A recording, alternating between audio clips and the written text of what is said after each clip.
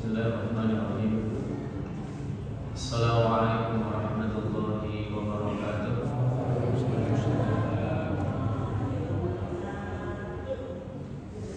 Alhamdulillahirabbil alamin. Hamdan katsiran thayyiban mubarakan fihi kama yuhibbu rabbuna wa yarda. Asyhadu an la ilaha illallah wa asyhadu anna Muhammadan abduhu wa rasuluh.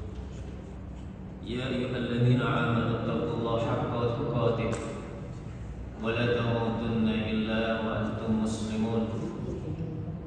Ya ayyuhalladzina amanu taqullaha wa qulu qawlan sadida yuslih lakum a'malakum wa yaghfir lakum dhunubakum wa man yuti'illaha wa rasulahu faqad faza fawzan 'aziman.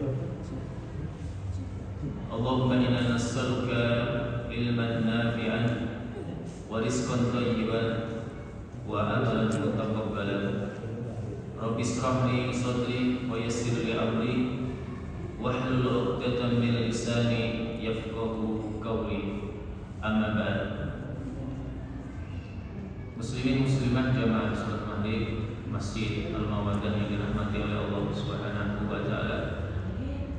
Alhamdulillah, bersyukur malam hari ini kembali Allah pertemukan di salah satu rumahnya yang mulia, Masjid Al-Mawaddah yang kita cintai, dalam rangka melaksanakan salat maghrib secara berjamaah, kemudian disambung dengan duduk di majelis ilmu. Mudah-mudahan Allah Subhanahu wa taala senantiasa memberikan rahmat dan berkahnya untuk kita, menjadikan pertemuan malam hari ini menjadi sarana diampuni dosa-dosa kita, diangkat derajat kita di sisi Allah Subhanahu wa taala. Amin amin ya rabbal alamin. Salawat serta salam semoga dilimpahkan kepada manusia mulia, manusia yang paling agung, baginda Nabi Muhammad sallallahu alaihi wasallam, dan mudah-mudahan salawat ini bersambung kepada seluruh keluarga beliau, para sahabatnya, dan juga seluruh umatnya. Dan semoga kita termasuk salah satu hamba-hamba Allah yang telah mendapatkan syafaatul uzma di yaumil qiyamah. Amin amin ya rabbal alamin. Malam hari ini adalah pertemuan yang ke-8, masih di tema yang sama, yaitu penaklukan benteng Khaybar. Imam Al-Waqidi, Bapak Ibu yang dirahmati oleh Allah, menyampaikan bahwa yang terbunuh dari kalangan Yahudi berjumlah 93 orang. Kemudian dari kalangan Muslimin yang wafat di perang Khaybar berjumlah 9 orang. Tentu wafatnya orang-orang beriman dan orang-orang Yahudi tentu berbeda di mata Allah Subhanahu wa taala. Wafatnya orang-orang Muslim yang dia mati dalam keadaan beriman kepada Allah, maka Allah akan janjikan kebahagiaan. La khaufun 'alaihim wa lahum yahzanun. Ya, tidak ada rasa takut pada diri mereka dan tidak ada rasa sedih di dalam jiwa mereka. Itu wafatnya orang-orang beriman. Sebagian dari orang-orang Yahudi itu menjadi tawanan perang. Salah satu adalah wanita yang kemarin kita sebutkan, Sofiyah bintu Huyai bin Akhtab. Ini salah satu putri dari pembesar orang-orang Yahudi dari kabilah Bani Nadir. Nanti akan kita bahas bagaimana Sofiyah itu akhirnya dinikahi oleh Nabi Muhammad sallallahu alaihi wasallam. Di antara kaum muslimin yang syahid adalah seorang penggembala kambing, Bapak Ibu. Jadi ada orang penggembala kambing ini yang dia tugasnya menggembalakan kambing milik orang-orang Yahudi. Sampai kemudian orang ini bertemu sama Nabi dan minta diajarkan Islam. Begitu didawai Nabi Muhammad SAW, penggembala kambing ini kemudian masuk Islam. Nah, cuman masalahnya, ya Rasulullah, ini kambing-kambing ini gimana? Ini bukan kambing saya. Sementara saya tidak ingin kembali kepada majikan saya. Saya sudah masuk Islam, saya beriman kepada Anda. Kata Nabi, ya fulan, kau tepuk saja wajah kambing-kambing itu satu persatu, maka kambing itu akan kembali kepada majikannya. Dan betul Bapak Ibu, itu kambing ditepuk wajahnya sama penggembala kambing itu, kemudian kambing itu kembali kepada majikannya. Begitu perang ini meletus, maka penggembala kambing ini minta izin sama Nabi itu ikut berjihad bersama Nabi Muhammad SAW. Sampai kemudian penggembala kambing ini tertimpa batu, sampai kemudian orang ini meninggal dunia, syahid. Maka Nabi Muhammad SAW sampaikan, apakah kalian mau tahu seseorang yang dimasukkan oleh Allah di dalam surga yang dia tidak pernah sholat walaupun satu rakaat, masuk surga. Padahal sepanjang hidupnya tidak pernah sholat walaupun satu rakaat. Ini bahagianya orang yang beriman kepada Allah Subhanahu wa Ta'ala. Jadi iman itu menjadi tiket seseorang itu masuk ke dalam surganya Allah Subhanahu wa Ta'ala.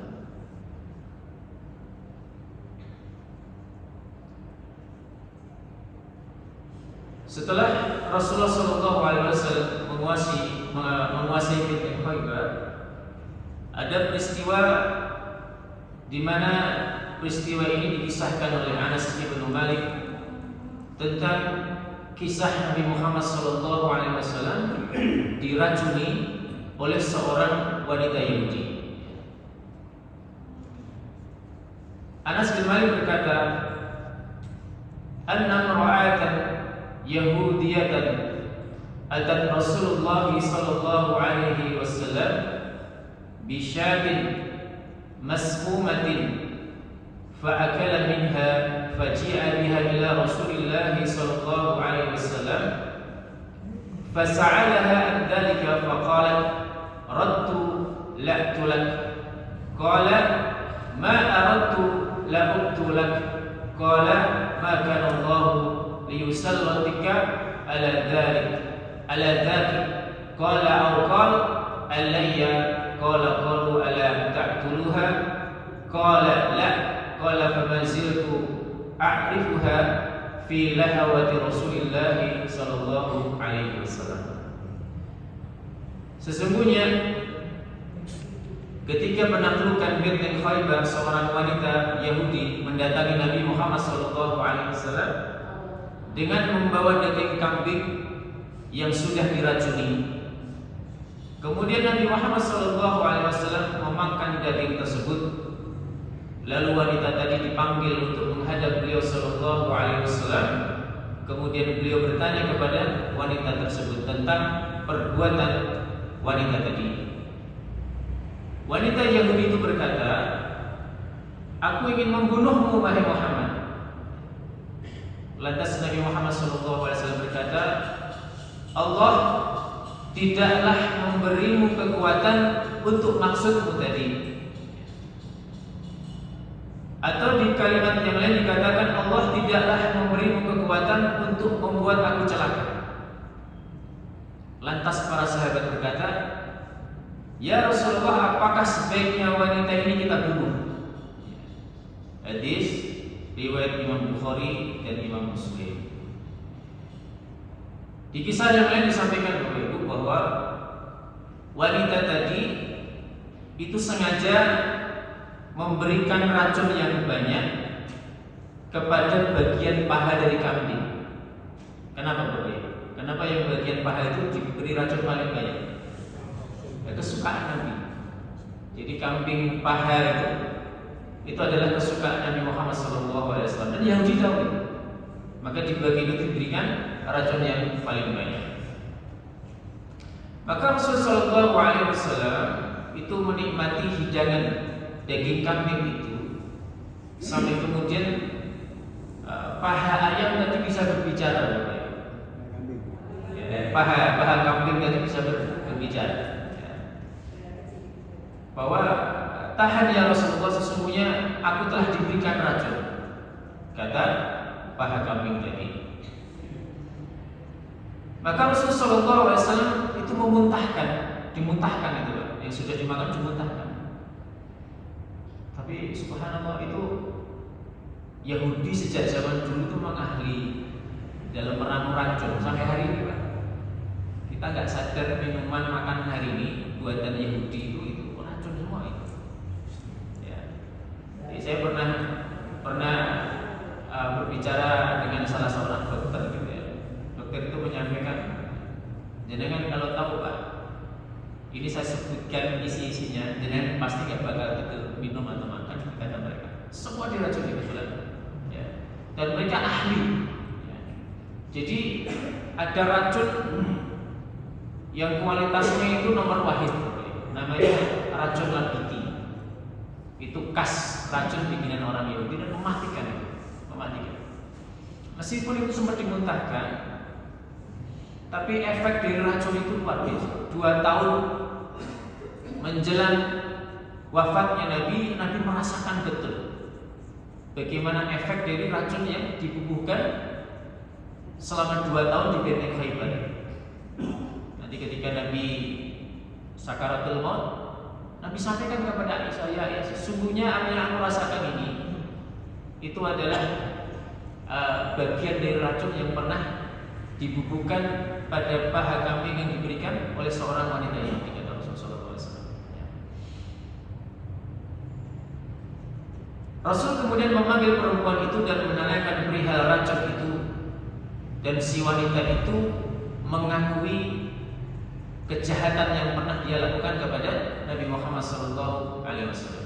Namun saat itu Nabi tidak menghukum wanita itu. Sampai kemudian ada seorang sahabat yang ikut makan bersama Nabi, namanya Bishr bin Al-Bara bin Ma'rur, itu meninggal dunia gara-gara makan dari sebagian daging kambing tadi. Maka begitu Bishr bin Al-Bara ini wafat, maka Rasulullah SAW itu memberikan hukuman mati kepada wanita Yahudi tadi. Ya. Disebutkan bahwa wanita itu bernama Zainab binti Al-Haris. Ya, jadi namanya mirip dengan istri Nabi Muhammad SAW.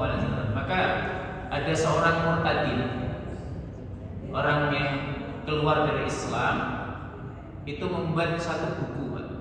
Nah, ini bahayanya. Maka kita perlu penting belajar sejarah. Dia mengatakan bahwa Nabi Muhammad SAW itu meninggal diracun oleh istrinya sendiri. Itu kalimatnya. Padahal ini hanya persamaan nama saja. Sama-sama namanya Zainab binti Al-Haris. Dan Zainab binti Al-Haris ini adalah istri dari Salam bin Mishan. Ya, Salam bin Mishan itu dulu pernah menjadi menantunya Huyai bin Akhtab. Jadi yang punya anak Sofia itu, ya, diceraikan sama Salam bin Miska, kemudian menikah dengan Kinanah bin Abul Hukaik, yang nanti dihukum mati oleh Nabi Muhammad SAW di perang Khaybar. Ya. Maka kemudian wanita tadi itu dihukum mati oleh Nabi Muhammad SAW. Dan ini memang kebiasaan orang Yahudi, Bapak Ibu. Jadi orang Yahudi itu punya sifat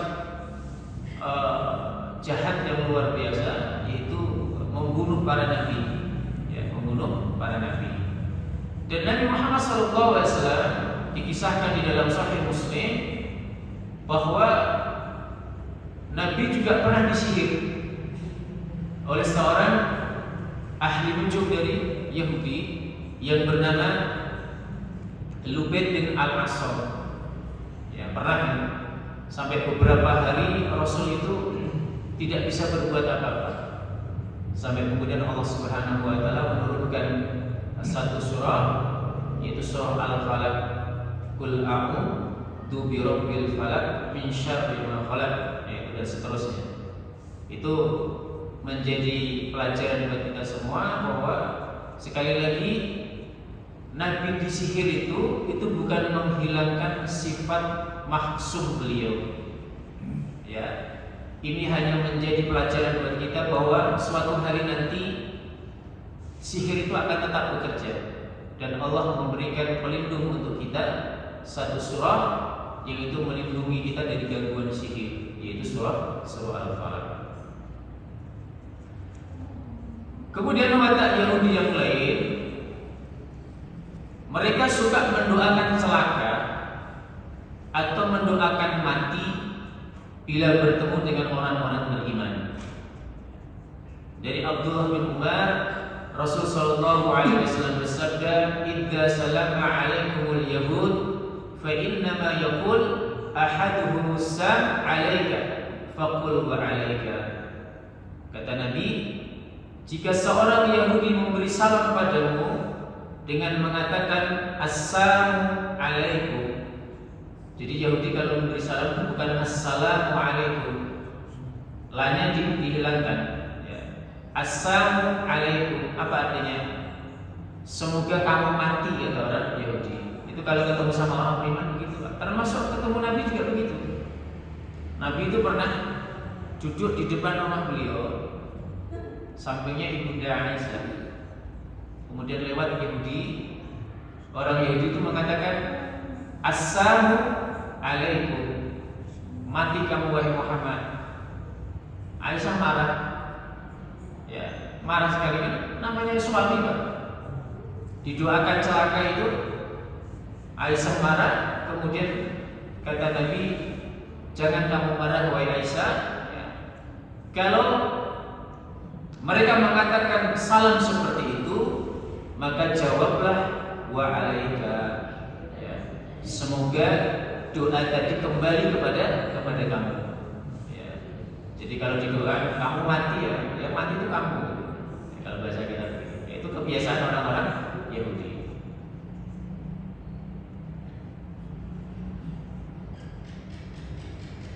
Terkait keberadaan mereka secara hukum, ya, bahwa mereka telah sepakat bahwa keberadaan orang-orang Yahudi di wilayah Khaybar itu tergantung kemauan kaum muslimin. Kalau mereka dikatakan kalian pergi dari Khaybar, maka mereka harus angkat kaki dari Khaybar. Zaman Nabi Muhammad dibiarkan mereka tetap di Khaybar, zaman Abu Bakar dibiarkan di Khaybar, sampai di zaman Umar ibn Khattab. Mereka semua diusir oleh Umar ibn Khattab, ya. Kemudian dikatakan oleh para ulama, kenapa Umar ibn Khattab itu kemudian mengeluarkan orang-orang Yahudi dari Khaybar?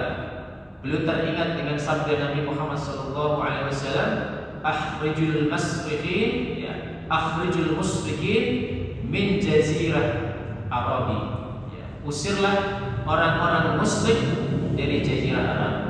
Maka sejak pemerintahan Umar ibn Khattab itu Khaybar, ya, dibebaskan, dikeluarkan orang-orang Yahudi dari benteng Khaybar. Jamaah yang dirahmati oleh Allah Subhanahu wa taala, ada kisah yang menjadi tema kita di perang Khaybar itu adalah bagaimana kedatangan Abu Musa al-Ash'ari. Jadi Abu Musa, Bapak Ibu, ini Rasul memberikan pujian secara khusus kepada beliau. Kata Nabi Muhammad SAW, ya Abu Musa, laqad a'tita misma'an min mazahir Ali Daud. Wahai Abu Musa, sungguh engkau ini telah dikaruniai satu suara yang indah dari keluarga Nabi Daud alaihissalam. Jadi Nabi Daud itu terkenal suaranya bagus, ya, suaranya merdu, ya. Dan Abu Musa al-Ash'ari ini itu memiliki karakter suara yang mirip dengan Nabi Daud alaihissalam, ya, dipuji oleh Nabi Muhammad SAW.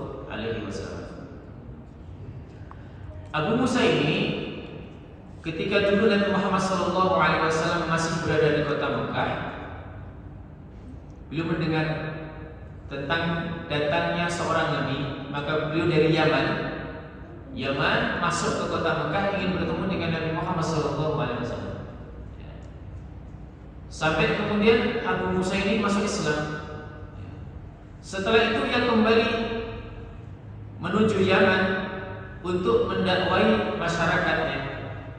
Dan subhanallah, itu mayoritas Yaman, negeri Yaman itu masuk Islam di bawah dakwah dari Abu Musa Al-Asy'ari.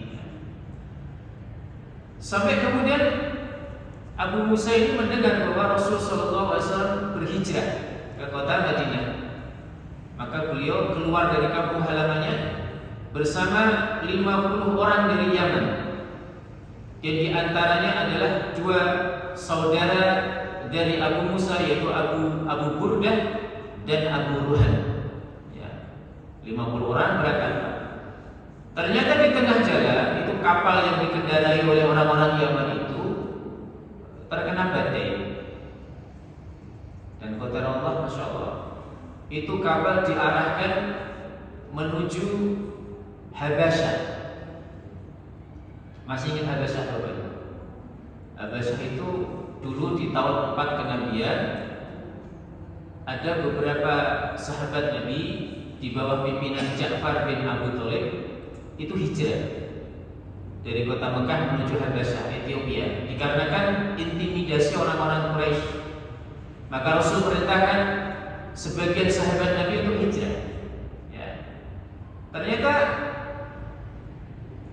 ketika mereka masih di Habasyah itu, Abu Musa Al-Asy'ari nyasar ke sana tanpa sengaja. Maka bertemu dengan Ja'far bin Abi Thalib. Sampai kemudian mereka tinggal di sana selama beberapa tahun. Kemudian Rasul mengirimkan surat. Surat itu dikirimkan Nabi kepada Raja Najasyi, minta supaya orang-orang Islam yang berhijrah di Habasyah itu diantar pulang ke kota Madinah. Dan Najasyi mempersiapkan 2 kapal untuk membawa kaum muslimin. Maka kemudian mereka berangkat ke kota Madinah, dan Rasulullah SAW itu selesai dari perang Khaybar. Rasul kemudian bersabda kepada para sahabat Nabi Muhammad SAW,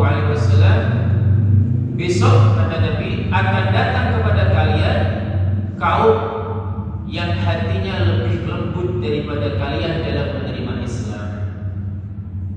Jadi orang-orang Yaman itu orang-orang yang secara khusus diuji oleh Nabi. Salah satu adalah hati mereka yang lembut gitu. Jadi dikatakan kelembutan mereka itu melebihi orang Mekah dan melebihi orang-orang Madinah kelembutannya. Apalagi Mekah itu kan ditundukkan Nabi dengan cara berperang. Tapi orang-orang Yaman tidak. Mereka dilembutkan hatinya untuk kemudian mudah masuk ke dalam Islam. Maka keesokan harinya datanglah kabilah Al-Asy'ari, kabilahnya Abu Musa Al-Asy'ari. Setibanya di kota Madinah, mereka kemudian bersalam-salaman dengan orang Muslim yang ada di kota Madinah.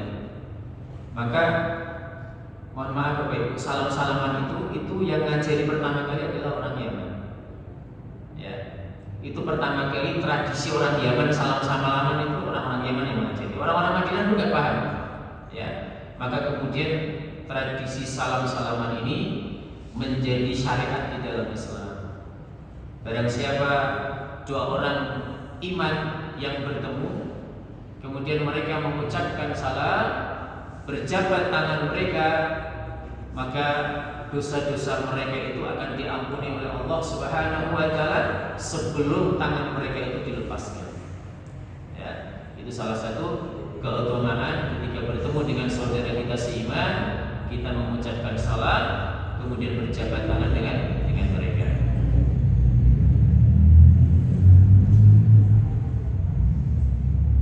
Rasul sallallahu alaihi wasallam kemudian menjamu mereka, memberikan mereka makanan dan minuman. Kemudian ini disebut sebagai tamatu al-asari, yaitu jamuan Nabi yang diberikan kepada kaum-kaum Asy'ariyin atau kaumnya Abu Musa al-Asy'ari. Abu Musa mengatakan, kami bertemu Rasul sallallahu alaihi wasallam bersamaan dengan penaklukan benteng Khaybar, dan beliau memberikan kami ghanimah yang sangat banyak. Padahal mereka tidak ikut perang, tapi mereka mendapatkan bagian dari ghanimah Khaybar. Karena Khaybar tadi begitu Rasul mendapatkan ghanimah itu harta rampasan perang, itu setengahnya disisihkan, setengahnya dibagi kepada para mujahid, ya, termasuk Nabi mendapatkan bagian, dan setengahnya lagi disimpan. Yang simpanan itu kemudian diberikan oleh rombongan dari Habasyah yang dipimpin oleh Ja'far bin Abu Thalib, dan kemudian juga diberikan sebagian kepada orang-orang dari Yaman.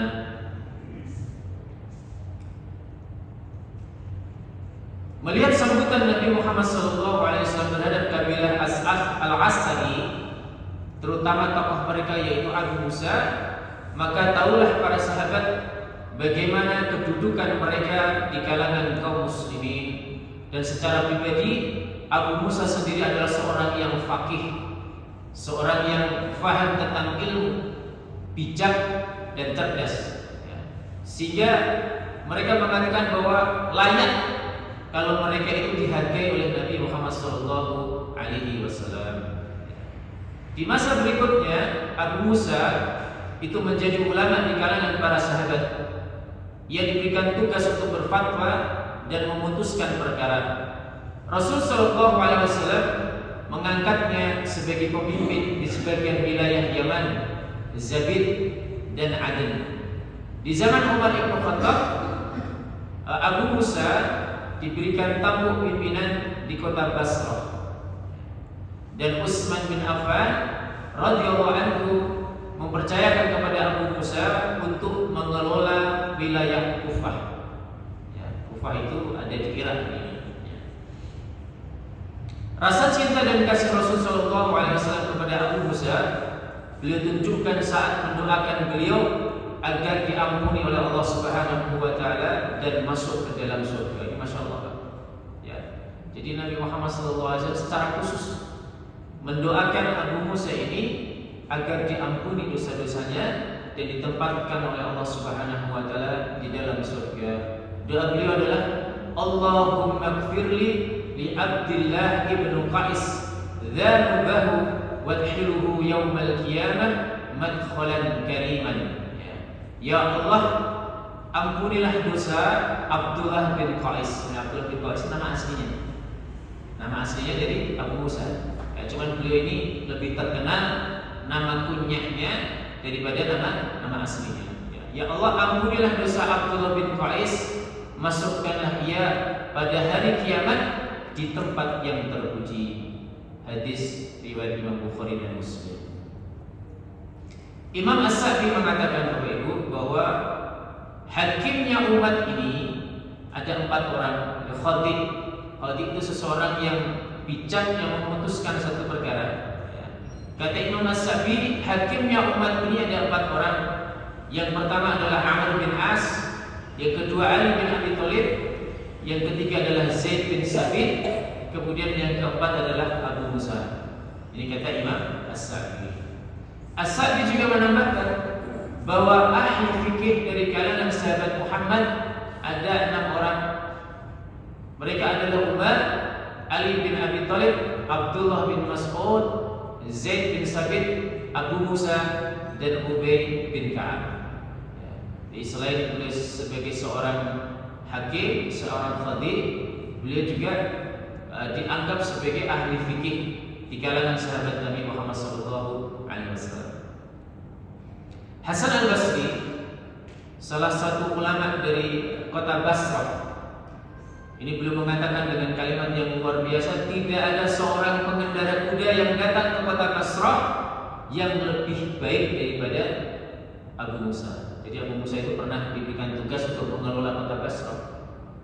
Dan Hasan al-Basri bersumpah bahwa tidak ada pengendara kuda yang jauh lebih baik daripada Abu Musa al-Asy'ari.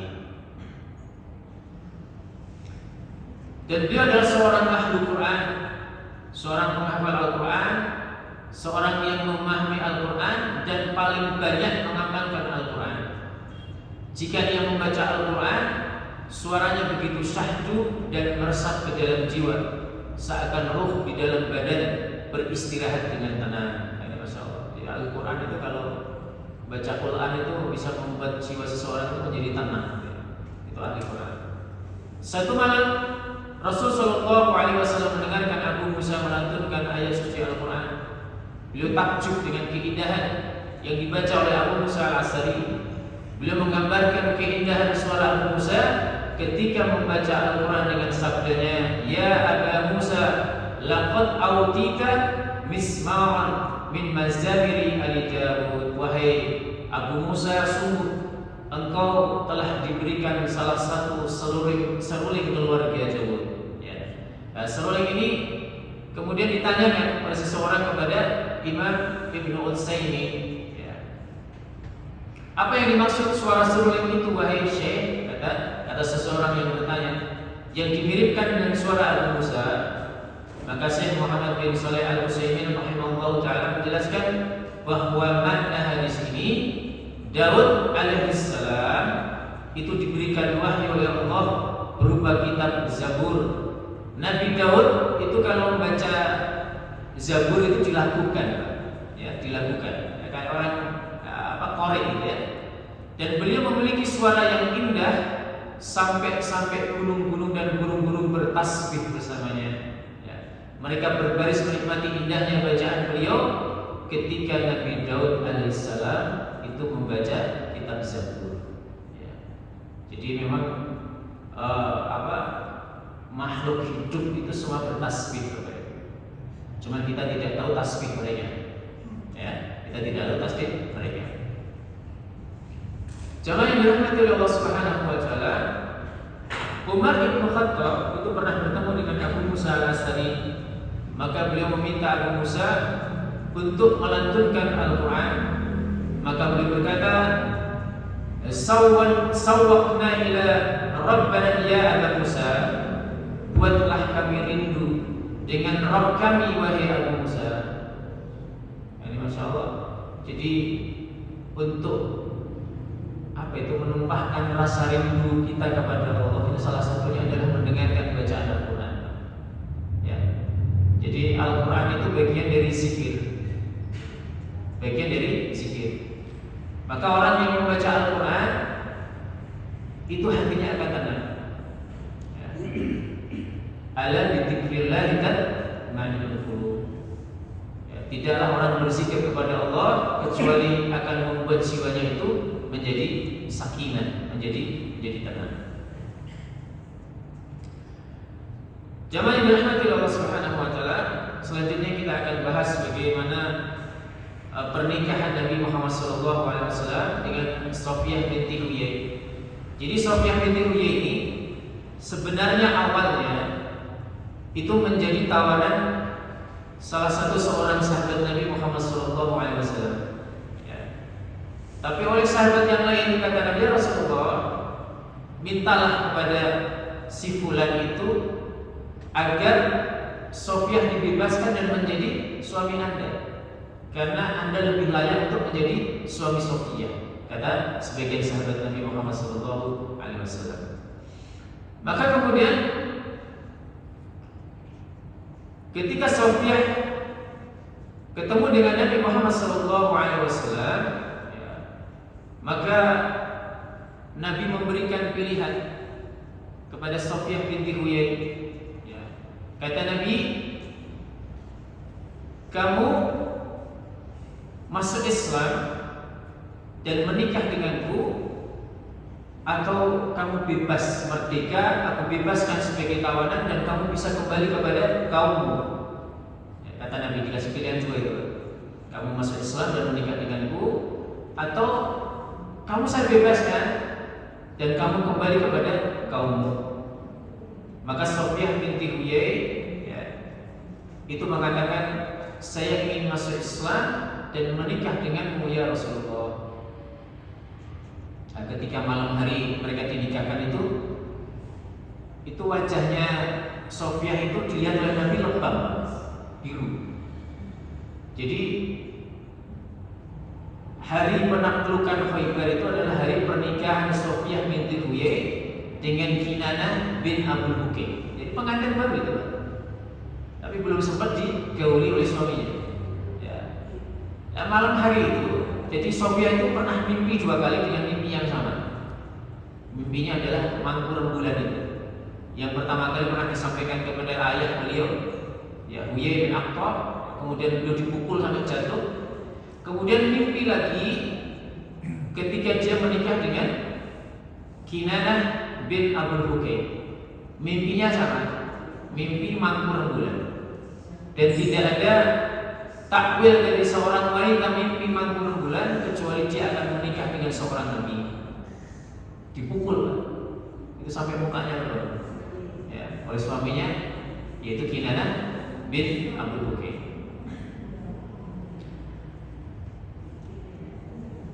Rasul Shallallahu Alaihi Wasallam ketika menikah dengan Sofia binti Huyai, Sofia dalam usia 17 tahun. Jadi meskipun pernah menjanda 2 kali, ya, pertama dengan Salam bin Mis'har, kemudian menikah dengan Kinanah bin Abdul Hukai, ya, janda 2 kali, usianya masih muda, 17 tahun, ya, 17 tahun. Dan Sofia ini terkenal seorang yang cerdas, sangat cantik, punya kedudukan mulia.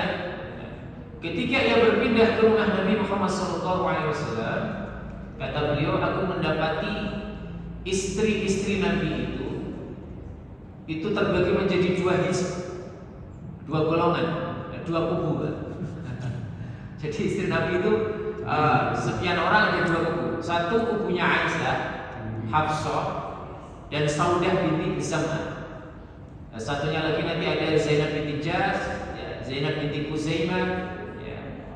Kemudian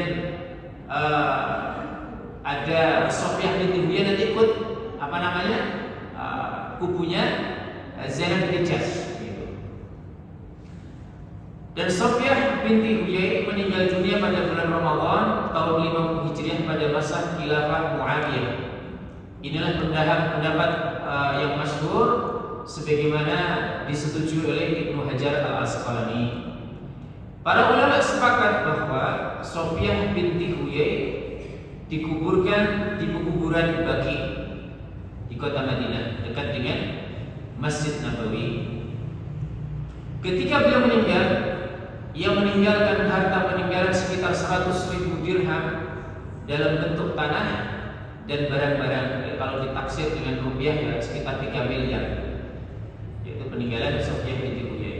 Sebelum ia meninggal, ya, beliau memberikan wasiat untuk memberikan harta sebagian dari beliau ini kepada saudara laki-laki beliau yang masih beragama Yahudi. Nah, sahabat Nabi waktu itu ditahan, nggak mau, ya, ini saudaranya masih kafir, ya. Tapi oleh Bunda Aisyah, ya, wasiat itu kemudian ditunaikan, diberikan kepada 2 saudara laki-laki dari Sofia binti Huyai yang saat itu masih dalam keadaan kafir. Disebutkan keutamaan Sofia binti Huyai bahwa bebasnya Sofia dari tawanan adalah sebagai maharnya. Ya. Jadi dia dibebaskan oleh Nabi dan maharnya adalah itu tadi, pembebasan Sofia untuk dijadikan istri Nabi Muhammad SAW. Kemudian yang kedua, Sofia binti Huyai ini punya nasab mulia. Suatu hari istri Nabi Hafsah bintu Umar bin Khattab itu mengucapkan kalimat yang pedas, yang sinis kepada Sofia binti Huyai.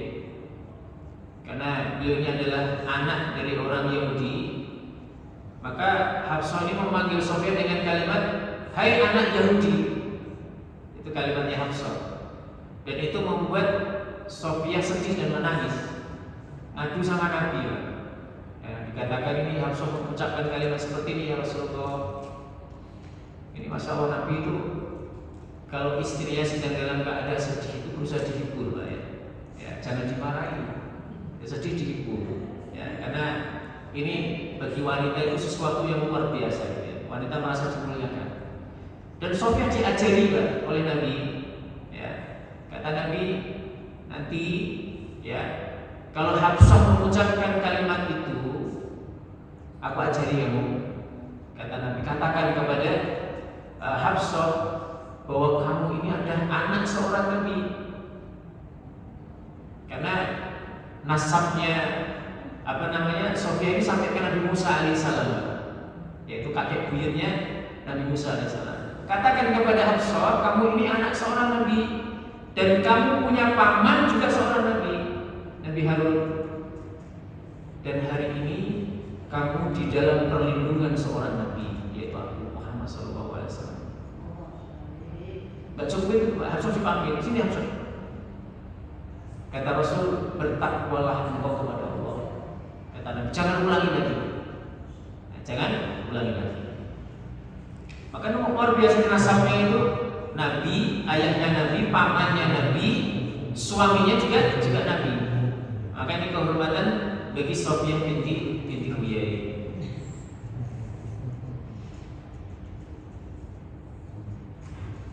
Kemudian beliau adalah seorang yang sangat cinta kepada Nabi Muhammad SAW. Pada suatu hari beliau berkata kepada Rasulullah SAW, ya Rasulullah, sesungguhnya dahulu engkau ini adalah orang yang paling aku benci, karena engkau telah membunuh ayahku Huyai bin Akhtab. Tapi setelah aku menjadi istrimu, demi Allah, engkau adalah orang yang paling aku cintai di muka bumi ini. Maka Sofia binti Huyai ini Pak, kalau ada jadwal Rasul itu nginep di rumah beliau, ya, itu beliau perhatikan betul, ya, diingat-ingat betul bahwa ini adalah jatahku ya Rasulullah untuk nginep di rumah beliau. Ya. Dan Rasulullah SAW membalas kecintaan Sofia binti Huyai dengan cinta yang luar biasa. Suatu hari bulan Ramadan, itu Rasul iktikaf di dalam masjid di 10 hari terakhir itu. Sofia kemudian mengunjungi Nabi di dalam masjid, pengen ngobrol sama Nabi. Begitu selesai, Sofia itu kemudian meninggalkan masjid, mungkin pakai sandal gitu. Oleh Nabi dipanggil, ya Sofia, tunggu, kamu jangan buru-buru pulang. Maka Nabi kemudian keluar, menggandeng tangan Sofia binti Huyai, meskipun rumahnya itu memang agak jauh, tapi kelihatan dari masjid rumahnya. Nabi keluar digandeng tangannya, diantar pulang ke rumah. Padahal kalau keluar dari masjid itu berarti membatalkan iktikaf, batal iktikafnya. Tapi subhanallah, menyenangkan hati perempuan, menyenangkan hati istri itu wajib hukumnya. Sementara iktikaf itu hukumnya sunnah. Maka Nabi rela meninggalkan membatalkan iktikafnya demi mengantarkan istrinya Sofia binti Huyai. Suatu hari pernah gantian Aisyah juga. Jadi Aisyah itu orangnya tinggi, ya, fisiknya bagus ya. Sementara Sofia binti Huyai itu agak pendek. Itu Sofia sempat mengeluarkan kalimat, namanya manusia, ya istri Nabi itu juga manusia, punya rasa cemburu. Punya rasa cemburu. Itu dikatakan bahwa kamu itu pendek, kata Aisyah. Sofia nangis, ngadu sama Nabi. Ya, kemudian begitu ngadu sama Nabi, Aisyah dipanggil. Ya Aisyah, demi Allah, sungguh kalimatmu itu bila dijatuhkan di dalam air laut, maka sesungguhnya air laut itu akan menjadi kotor, kata Nabi Muhammad SAW. Ini pelajaran bahwa seorang suami itu, apalagi ini istrinya lebih dari satu, ya, harus sabar. Ya. Kemarin waktu di Masjid Al-Aqsa saya sampaikan, ada seorang ulama namanya Abu Muhammad bin Ibrahim. Itu ulama luar biasa, ilmunya luar biasa, kesabarannya juga luar biasa. Cuman sayangnya istrinya itu nggak ideal gitu ya. Istrinya itu orang yang suka menyakiti hati suaminya, bisa dibayangkan Pak.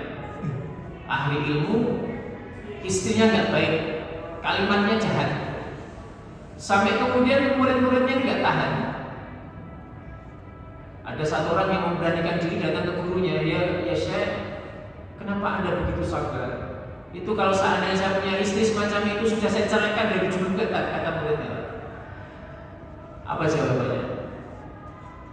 Kata beliau, saya ini mendapatkan istri seperti itu, boleh jadi saya ini punya cacat dalam agama saya. Saya punya dosa sehingga Allah memberikan istri semacam itu.